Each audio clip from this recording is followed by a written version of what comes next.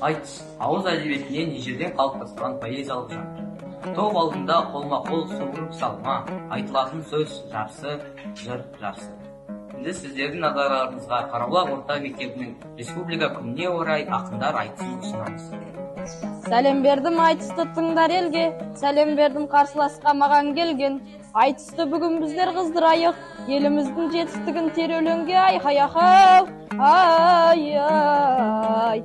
Қазақстан туып өскен отаным ай, отанымның қызығына батамын ай. Отанымда бейбітшілік болғаннан соң, қарным тоқ көйлегім көк боп жатамын ай-хай-ахау, ай-ай. Қазақстан туып өскен отаным ай, өлеңіме мұндай жер жоқ деп жазамын ай.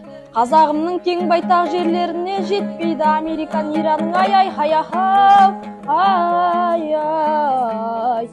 Республика күніміз құтты болсын, ел бірлігі әрқашан мықты болсын. Еліміздің тұғыры биік болып, қазағымның ертеңі нұрға толсын ай-хай-ахау, ай-ай.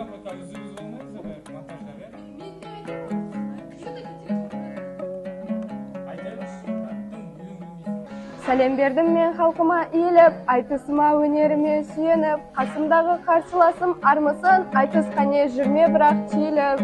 Елім менің Қазақстан машһүр әлемге, елім менің жыр дастаны мәнімде, тарихы терең, тілі көркем, жері кең, елім менің өмірімнің мәнінде.